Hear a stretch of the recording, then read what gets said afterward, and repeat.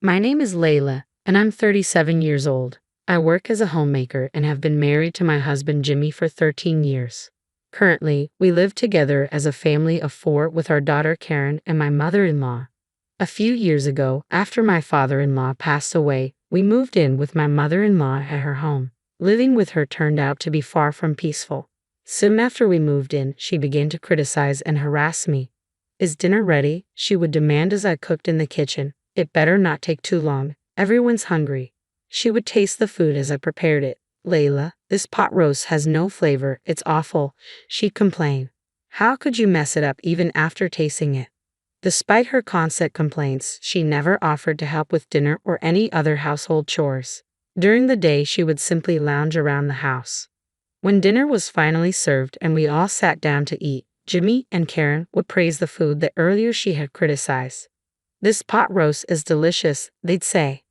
"Yeah, Mom, it's really tasty," Karen would add. At that point, my mother-in-law would change her tune. "Yes, the seasoning is just right," she'd say, contradicting her earlier criticism. Despite her harsh treatment of me, she always spoke kindly to Jimmy and Karen, never wanting them to see her differently. In front of Jimmy and Karen, she sometimes praised me. I thought to myself, today, Layla did all the housework considering my health. She's truly a capable wife, isn't she, Layla?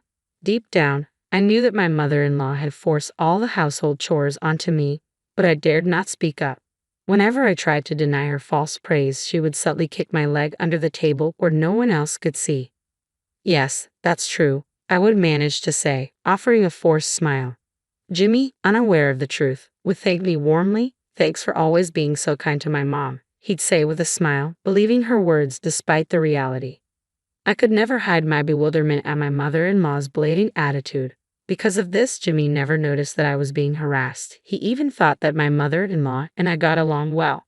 Jimmy cared deeply for his mother, especially after his father passed away. His concern for her was unmatched. I couldn't bring myself to say anything negative about my mother-in-law to Jimmy, who loved her dearly. This fondness for her was another reason I kept silent and never sought anyone's advice.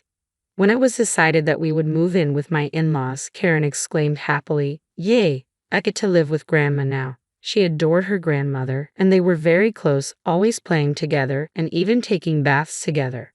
My mother-in-law's harassment towards me escalated. Once after I returned from shopping, I found the room in disarray. "Hey, mother-in-law, what happened? Why is everything so messy?" I asked, surprised. With a smug look, she replied, "I couldn't find something, and before I knew it, it became a mess." I knew the house would be turned upside down just from looking for something. Mother-in-law had surely done it to harass me. "Sorry, I'm going to dinner with friends now. Cleaning's on you," she added before quickly leaving the house. As expected, I ended up spending the entire day cleaning. I couldn't attend to any other chores. When mother-in-law returned home, she commented, "Laundry, dishes, cleaning, none of it's done. What on earth were you doing?" I bit back my anger at her shameless behavior. I quietly continued with the housework, feeling the pressure of my mother-in-law's constant criticism. "Hurry up, or everyone will come home. If Jimmy realizes what an incapable wife you are, he'll surely divorce you," she taunted, never lifting a finger to help, only hurrying and nagging me. As the evening wore on and dinner remained nowhere near ready, my anxiety grew. In the end, dinner was late, she scolded. "What? Dinner's not ready yet? I'm sorry, it will be ready soon. Just wait a bit longer," I replied, trying to stay composed. Jimmy, concerned, asked, "Are you feeling ill?" "No, it's not that. Today has been a bit hectic," I started to explain, but a glance from my mother-in-law silenced me. Her glare warned me not to speak. Mother-in-law seemed determined to portray me as incapable, hoping Jimmy would grow frustrated and consider divorce. Yet Jimmy's kindness prevailed. Instead of blaming me, he expressed concern for my well-being. Unamused, mother-in-law's harassment towards me intensified. Lately, it extended beyond me to interfere in Karen's affairs. "You two seem to be pushing Karen into attending a private middle school," she accused. "Yes, we are. Is there a problem with that?" I replied firmly. "It's cruel to make her study late every night for exams." "Stop it right now," she demanded. "We are not going to stop just because you said so. Karen herself wants this," I countered. "Kids should just play and have fun. There's no need to force them to study," she insisted. Working hard now will open up more options for her future, and Karen wants this, I argued. You were not doing it for Karen, you were forcing it on her, aren't you? She accused sharply. That's not true, I replied firmly. As Karen dedicated herself to studying and attending tutoring sessions, our time together diminished, displeasing my mother-in-law. Just give up on the middle school exams. It's a waste of time, she concluded, dismissing Karen's aspirations. I couldn't contain my anger at her command. Mother-in-law's disrespect towards Karen's feelings and her selfish remarks infuriated me. Isn't it normal to support Karen when she wants to do this? I retorted, my frustration evident. What?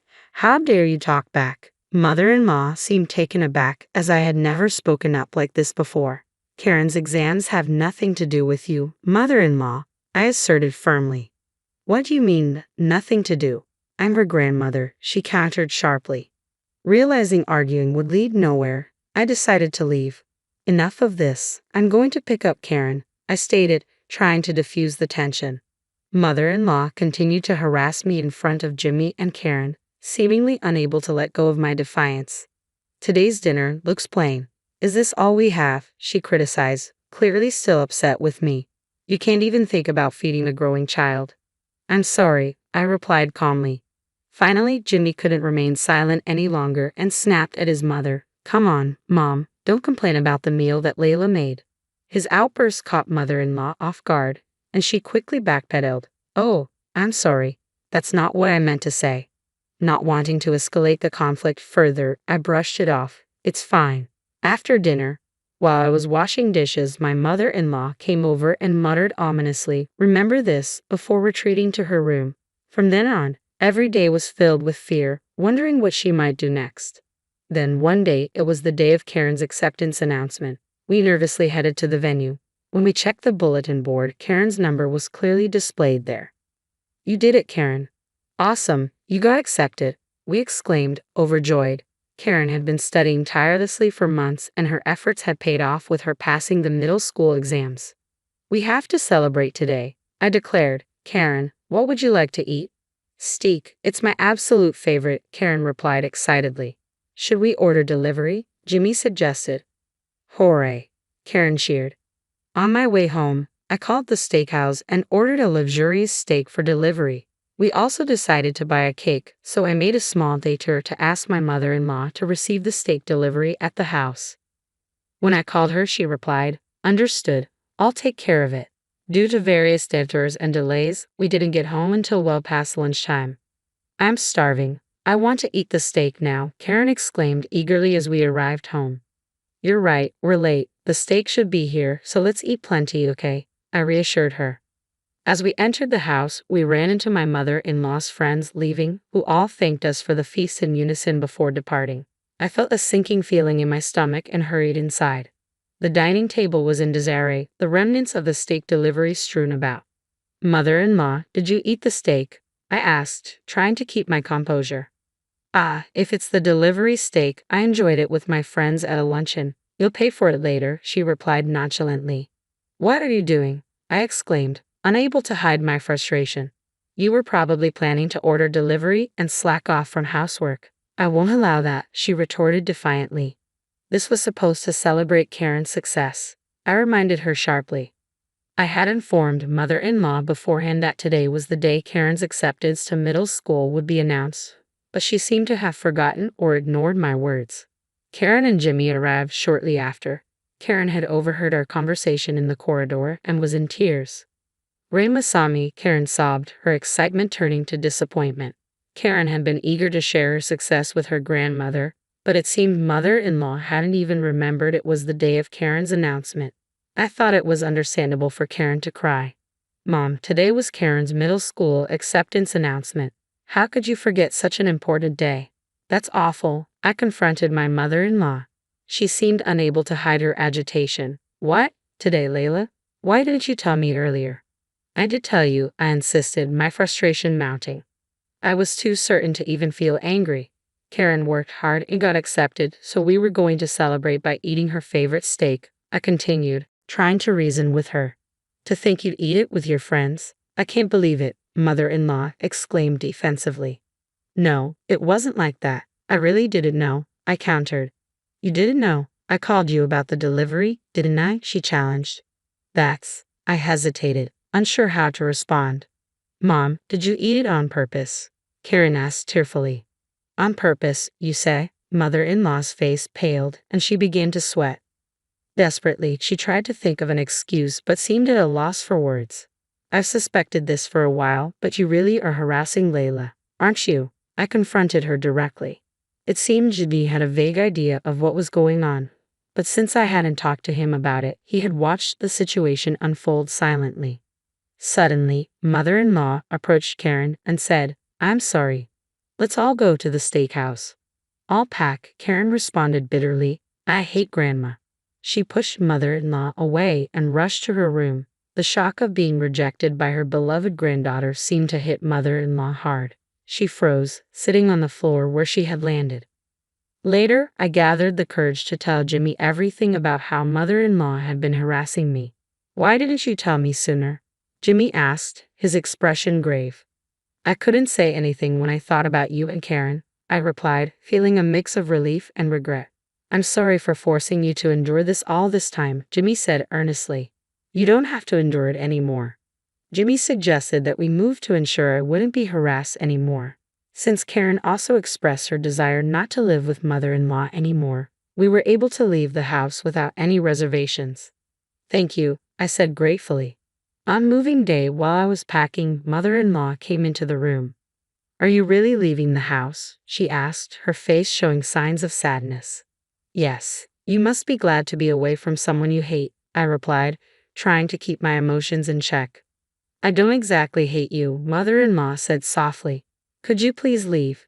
You're in the way of my packing, I replied firmly, trying to drive her out of the room. She suddenly began to plead, please don't leave. I'll apologize for everything. Please. I can't bear to be apart from Karen, mother-in-law cried, refusing to let go despite my explanations. Feeling stuck, I made a proposal. Actually, we are moving to my parents' house. If you really can't bear to be apart from Karen, will you come with us? There was a moment of silence, then unexpected laughter filled the room. My father has a very stern and scary face, I added, half-jokingly, knowing mother-in-law was aware of this. Surprisingly, she agreed. I understand. That's fine with me, she said, shocking me with her acceptance. It became clear that mother-in-law's desire to be with Karen outweighed everything else. Since she wouldn't dare to harass me in front of my parents, and knowing I could report any issues to my father, I reluctantly agreed to live together. Jimmy reassured me, if anything happens with my mom coming along, feel free to kick her out. So we all moved to my parents' house and our cohabitation began. My father, aware of how mother-in-law had treated me and disrupted Karen's celebration, didn't directly blame her. However, his silent disapproval was palpable, causing mother-in-law to speak less and appear downcast. When my mother-in-law moved in with us, she surprised me by readily helping with the housework and working hard. I couldn't help but chuckle at her transformed appearance. Life went on without incident for a while, but eventually, mother-in-law reached her breaking point and yelled, I'm sick of this house. My father is intimidating and Karen can't get through to him. Jimmy's attitude toward mother-in-law had grown colder as he struggled to endure various tensions. Karen, let's go home together. Mother-in-law tried to forcefully pull a resistant Karen out of the house. Mother-in-law, stop it. Can't you see Karen doesn't want to go? I intervened. It's better to be with me than in this house, mother-in-law insisted. Just then, my father arrived. What are you doing? Knock it off, he demanded. Frightened by my father's stern tone, mother-in-law froze in fear. I allowed you to live with us because you said you didn't want to be apart from your granddaughter. But if you try to take Karen against her will, I'll call the police for kidnapping, my father warned. I didn't mean it that way, mother-in-law muttered, visibly shaken. Hearing my father's outburst, Jimmy rushed over. Mom, what are you doing? Just leave us. We can't deal with you anymore. I'm cutting ties completely. No, no way, mother-in-law protested. Karen shook off mother-in-law's hand and screamed, Get out. Even mother-in-law seemed shocked by Karen's outburst, dropping her shoulders and leaving the house in tears. Now, she lives a lonely life back at her own house. Afterward, mother-in-law became reclusive and even neighbors and friends began to keep their distance. On the other hand, our family lives peacefully every day. Karen studies diligently at her private school, and Jimmy has grown close to my parents, especially my father, with whom he enjoys daily drinks. Reflecting on everything, I wish I had spoken to Jimmy earlier and moved to my parents' house.